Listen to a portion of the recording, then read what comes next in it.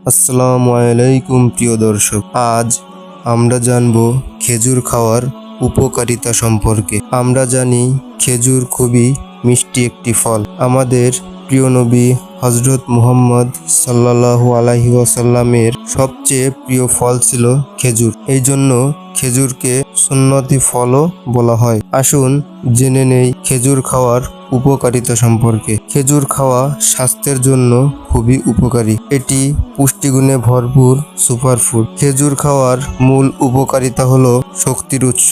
খেজুরে প্রচুর পরিমাণে প্রাকৃতিক শর্করা যেমন গ্লুকোজ, ফ্রুক্টোজ এবং সুক্রোজ থাকে, যা শরীরকে তাৎক্ষণিক শক্তি যোগায় এবং ক্লান্তি দূর করে। তাই এটি দ্রুত শক্তির ভালো উৎস হিসেবে কাজ করে। খেজুরে উচ্চ পরিমাণে ফাইবার বা আঁশ থাকে, যা কোষ্ঠকাঠিন্য প্রতিরোধ করে এবং হজমে সহায়তা করে। এটি প্রাকৃতিক রেচক হিসেবে কাজ করে। খেজুরে থাকে পটাশিয়াম, যা রক্তচাপ নিয়ন্ত্রণে সহায়তা করে। এলডিএল বা খারাপ কোলেস্টেরলের পরিমাণ কমাতেও সাহায্য করে, ফলে হৃদরোগের ঝুঁকি কমে। খেজুরে থাকা আয়রন শরীরের আয়রনের অভাব পূরণ করে এবং রক্ত স্বল্পতা এর মতো রোগ থেকে রক্ষা করতে সাহায্য করে। খেজুরে ক্যালসিয়াম, ফসফরাস এবং ম্যাগনেসিয়ামের মতো খনিজ উপাদান থাকে, যা হাড় এবং দাঁতকে মজবুত করতে এবং হাড়ের ক্ষয় বা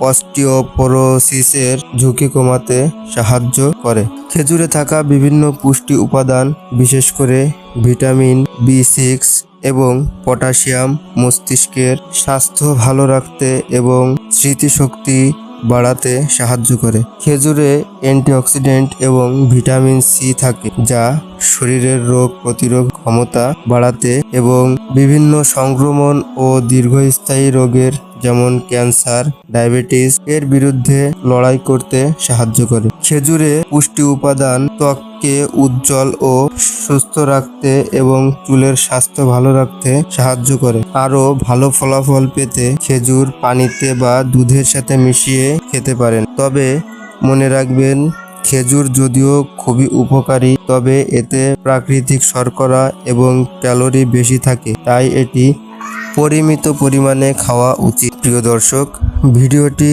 কেমন লাগলো কমেন্টে জানাবেন। ভালো লাগলে লাইক এবং শেয়ার করে বন্ধুদের মাঝে ছড়িয়ে দিন। নতুন নতুন ইসলামিক ভিডিও পেতে ফলো করুন আমাদের ফেসবুক পেজ এবং সাবস্ক্রাইব করুন আমাদের ইউটিউব চ্যানেল। প্রিয় দর্শক, আজ এই পর্যন্ত। দেখা হবে অন্য কোনো ভিডিও নিয়ে। ততক্ষণে ভালো থাকবেন, সুস্থ থাকবেন। আল্লাহ হাফেজ।